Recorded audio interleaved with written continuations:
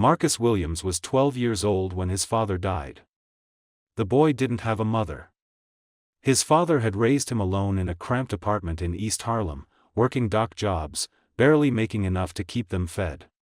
When his father collapsed from pneumonia, there was no money for the hospital. No money for medicine. No money for a funeral. The boy sat in his apartment for 3 days after his father died, knowing he was about to become a statistic. Another orphaned black child in 1950s Harlem. Foster care, probably. The streets, maybe. A life already decided by circumstance. Then a man he'd never met walked up to his door. His name was Bumpy Johnson.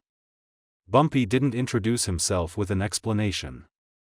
He didn't ask permission. He simply said, "Your father was a good man. I knew him from the docks.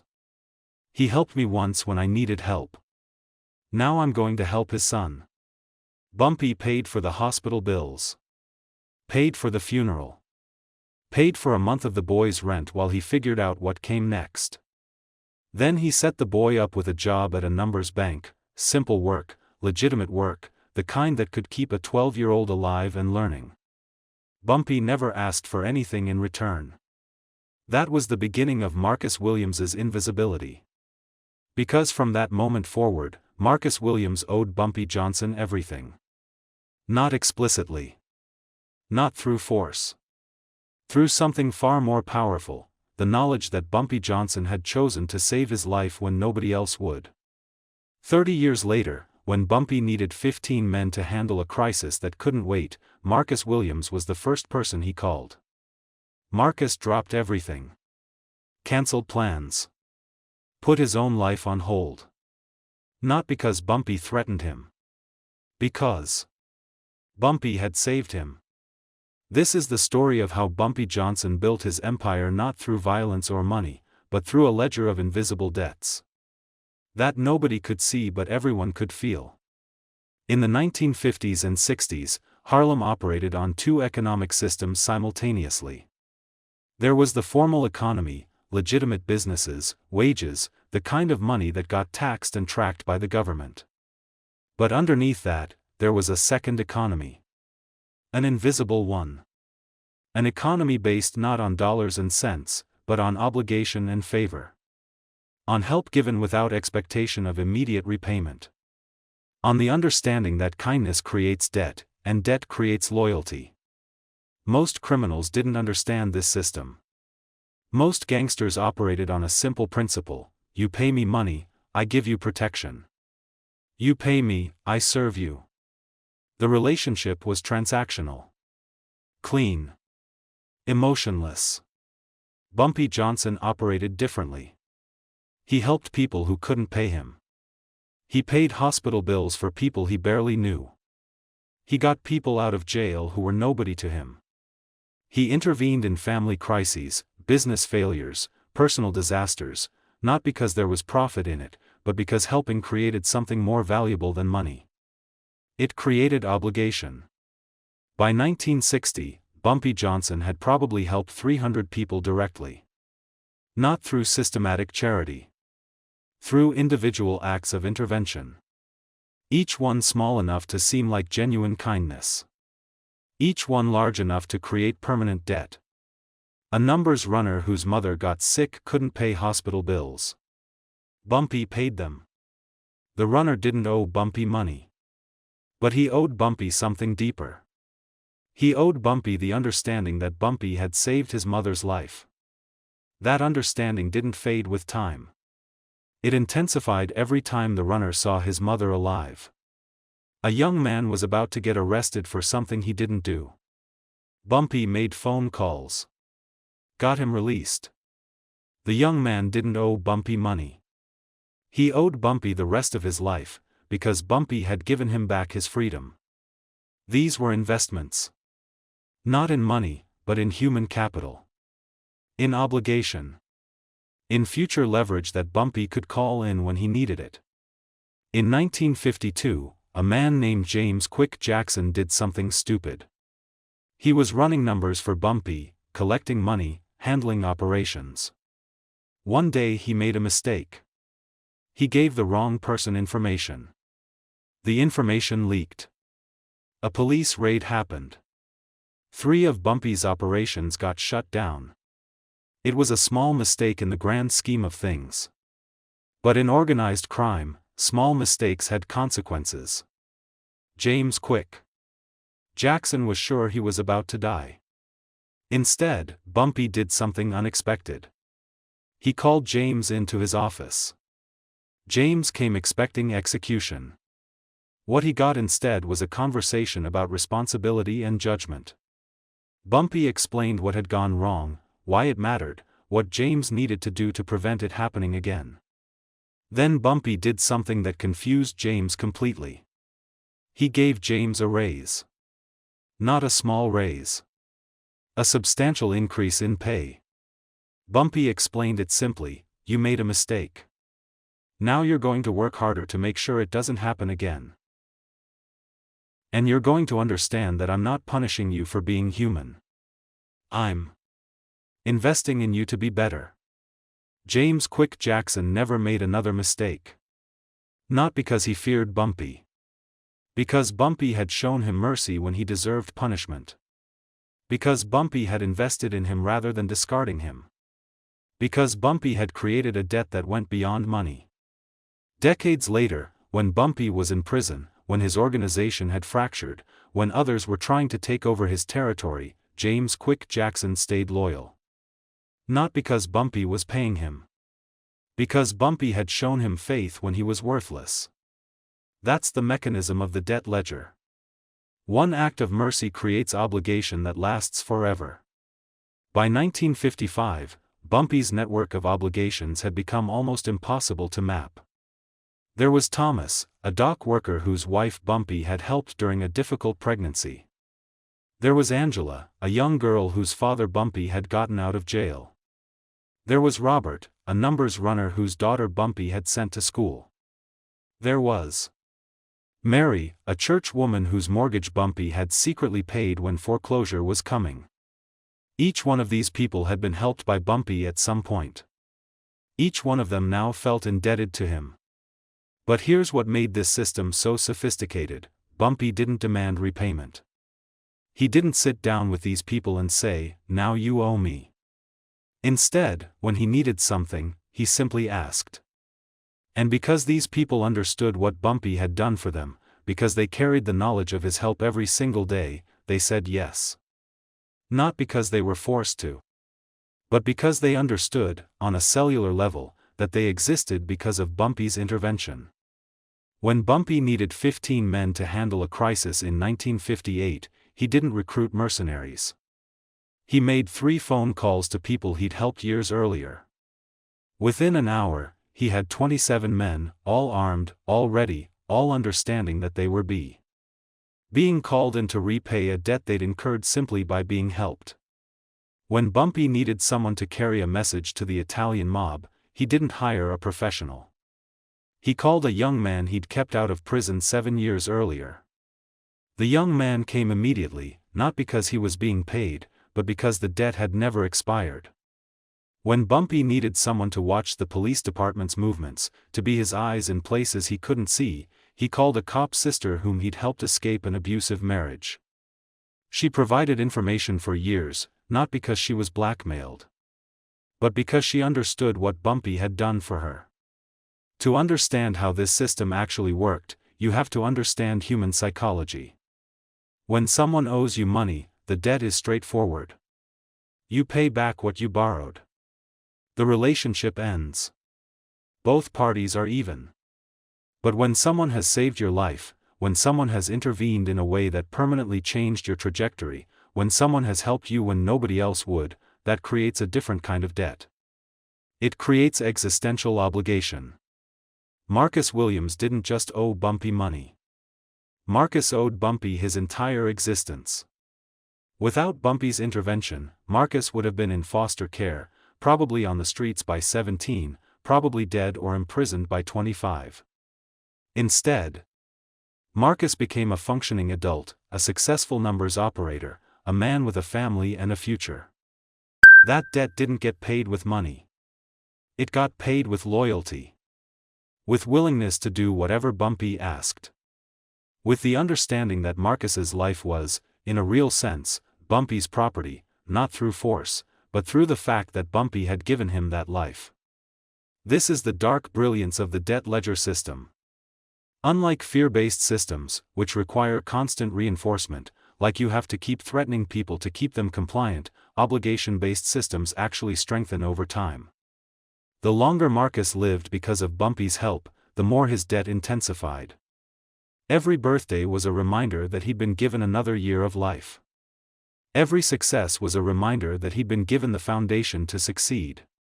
Every time he saw his own children, he thought about the fact that they existed because Bumpy had saved him. The debt compounded. It wasn't paid down. It grew. But here's where this gets complicated. Not every person in Bumpy's obligation network felt grateful. Some felt trapped. A man named Robert Chen had been helped by Bumpy twice, once when his business was failing, once when his son needed legal help. Bumpy had paid for both without asking for anything in return. But years later, when Bumpy called in the debt and asked Robert to do something dangerous, Robert resented it. He felt like the help he'd been given had been a trap all along. Like Bumpy had been playing a long game, investing in people he could later control. I realized, Robert said in an interview years later, that every act of kindness from Bumpy came with an invisible price tag. I wasn't getting help. I was getting indebted servitude disguised as compassion. This is the moral complexity that can't be ignored. Yes, Bumpy genuinely helped people. That part was real. But the help came with conditions that were never explicitly stated but were universally understood. Help you now, own you later. Save your life, claim your loyalty. Some people in the network understood this dynamic and accepted it. They felt grateful for the help and willing to repay the debt. For them, the obligation was a fair trade. Bumpy had given them something they couldn't have gotten elsewhere. The least they could do was answer his call when he needed them. But others felt manipulated. They felt like Bumpy had deliberately created situations where they had to become indebted to him. Where they had to feel obligated. Where they couldn't refuse without being explicitly ungrateful. It's the difference between a gift freely given and a trap disguised as generosity. And in Bumpy's case, it was probably both simultaneously. By 1960, the debt ledger had become so extensive that Bumpy didn't even need to manage it actively anymore. The system ran itself. Someone needed help in Harlem. They asked around. Eventually they found someone who knew someone who'd been helped by Bumpy. That person would say, "Go to Bumpy. He helps people. But understand that when he helps you, you become part of his world." People made the calculation and came anyway. Because the alternative was worse. The alternative was dealing with the Italian mob, who helped you but demanded explicit repayment. The alternative was going to loan sharks, who broke legs if you couldn't pay. The alternative was trying to solve your problem alone, which meant no solution at all. Bumpy offered help with strings attached that you didn't have to acknowledge. He offered salvation that came with obligation but not with explicit threats. He offered integration into a community that had his protection, his resources, his power, in exchange for loyalty that was implied rather than stated. By the early 1960s, Bumpy's web of obligation had extended so far that nearly every significant person in Harlem owed him something. Church leaders he'd helped. Teachers he'd sent kids to school. Doctors he'd supported during lean times. Police officers whose families he'd protected. Each one of them was a node in the network. Each one understood that Bumpy could call on them. Not through force. Through the weight of what he'd done. In 1963, Bumpy needed something done that couldn't be done through the formal power structure. A man named Joseph had betrayed him. Betrayed him to the Italian mob. Had given up information that cost Bumpy money and territory. By the rules of organized crime, Joseph should have been killed. Executed publicly as an example. But Bumpy understood something that other mob bosses didn't. He understood that killing Joseph would just create a martyr. Other betrayers would think they were dead either way, so they might as well betray him. But if Bumpy could make Joseph live, if he could make Joseph want to die from the weight of his debt, then every potential betrayer would think twice. So Bumpy did something different. He called in favors.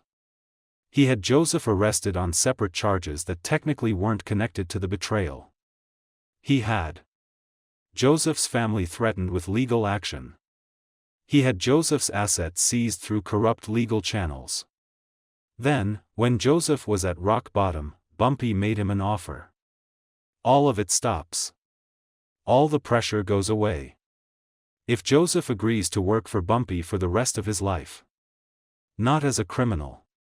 As a legitimate employee, actually, a bookkeeper, someone who could manage the financial side of Bumpy's operations. Joseph agreed. And then Bumpy released him. All the legal pressure disappeared. All the threats to his family stopped. Joseph went back to a normal life. Except he didn't. Because now Joseph understood that Bumpy owned him. That Bumpy could activate the pressure again any time. That Joseph's freedom existed at Bumpy's discretion. Joseph worked for Bumpy for 23 years after that. Not because he loved the work. Because he understood that his life, his family's safety, his own continued freedom, all of it depended on Bumpy's goodwill. That's the debt ledger in its most sophisticated form. Not just obligation created through help. Obligation created through the ability to withdraw help at any moment. What made Bumpy's system exponentially more powerful than other crime organizations was that it was distributed.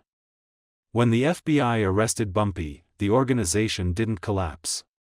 Because the organization wasn't actually centered on Bumpy. It was centered on the network of obligation that had been built around him.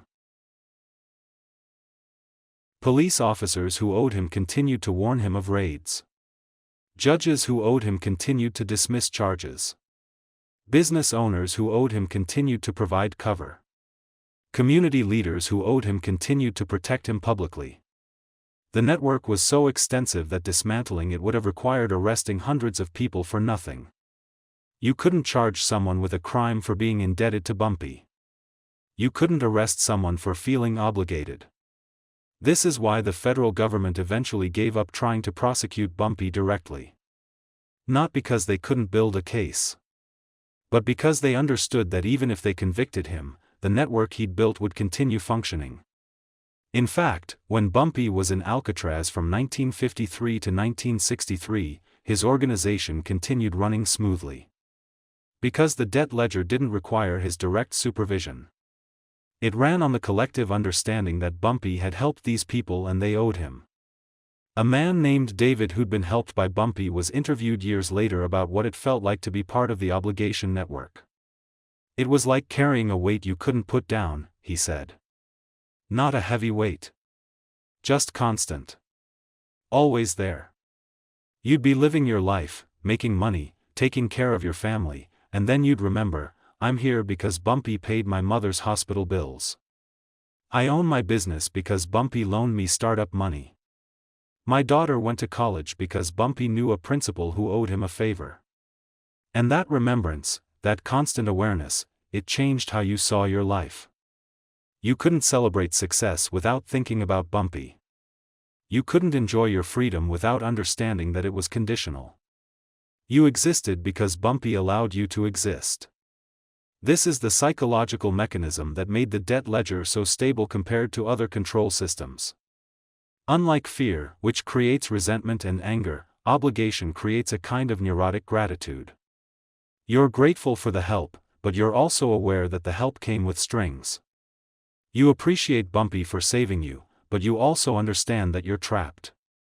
The gratitude and the resentment exist simultaneously, which makes escape psychologically impossible.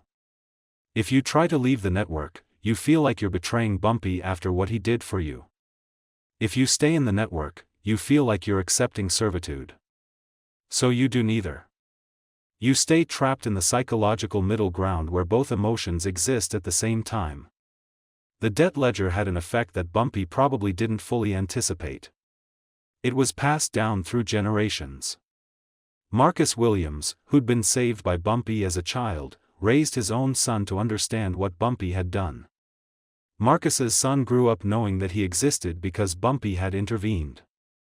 That his father's life, and therefore his own life, was contingent on Bumpy's mercy. When Marcus died, before Bumpy died, Marcus's son continued working in Bumpy's organization. Not because Bumpy had forced him. Because Marcus had raised him with the understanding that family debt to Bumpy was sacred. This happened across the entire network. Children grew up understanding that their parents owed Bumpy Johnson.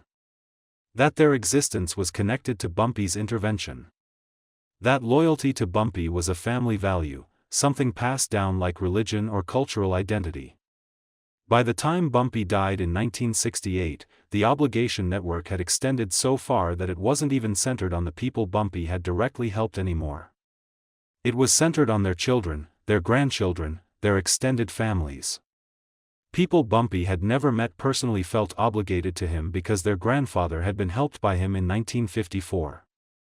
Here's what must be said clearly: the debt ledger system was brilliant but deeply problematic. Yes, Bumpy helped people. The help was real. The gratitude was genuine. The integration into community was authentic. But it was also control. It was domination disguised as kindness. It was the systematic creation of psychological obligation in people who had few other options. A woman whose child Bumpy educated wasn't free to refuse him. A man whose legal bills Bumpy paid wasn't free to leave his organization.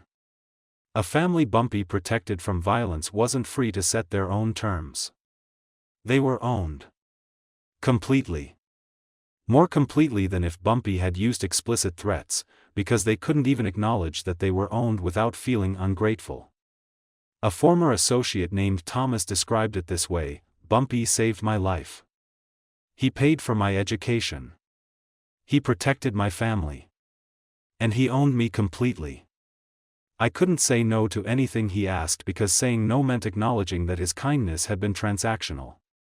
And I couldn't bear the thought that his kindness had been transactional, so I told myself it was genuine, and I became a prisoner of that belief. Bumpy Johnson understood human psychology at a level few ever reach. He knew that obligation could be stronger than force, that gratitude could become a cage, and that kindness, properly weaponized, could control people more completely than violence ever could. But that power came with a moral cost, for Bumpy and for everyone bound into his system. When Bumpy died in 1968 of a heart attack in a Harlem restaurant, many expected his organization to collapse. It didn't. It continued operating as if he were still alive, because the debt ledger he built no longer required his presence. People he had helped decades earlier still honored their obligations. Businesses paid tribute not out of fear, but because they understood the network remained intact. Even his widow was protected for years, not by threats, but by the goodwill Bumpy had accumulated. A researcher once explained the difference between Bumpy and the Italian mob. The mob relied on explicit contracts, clear terms, negotiable deals. Bumpy relied on implicit ones. He helped without asking for anything in return. The obligation was never spoken, and because it was unspoken, it could never be negotiated away. It only compounded over time. His people were more loyal precisely because they couldn't claim they were forced. They had to believe they chose to serve him, even though that choice had quietly been taken from them. Marcus Williams, a boy Bumpy helped after his father's death, later described the contradiction. Bumpy saved his life, of that he was certain. But from the moment the funeral was paid for, Marcus felt owned. Not physically, but psychologically. His future felt conditional on Bumpy's goodwill. Gratitude and captivity existed at the same time, and that made escape impossible. To leave would mean denying the gratitude, and denying the gratitude would mean admitting he had been manipulated. That is the true power of the debt ledger. It makes people complicit in their own domination. It turns help into a bond that cannot be broken. Bumpy Johnson didn't rule Harlem through guns, but through an invisible economy of obligation, one so deeply woven into the community that it survived him. His greatest power was never something he carried. It was something he built into people.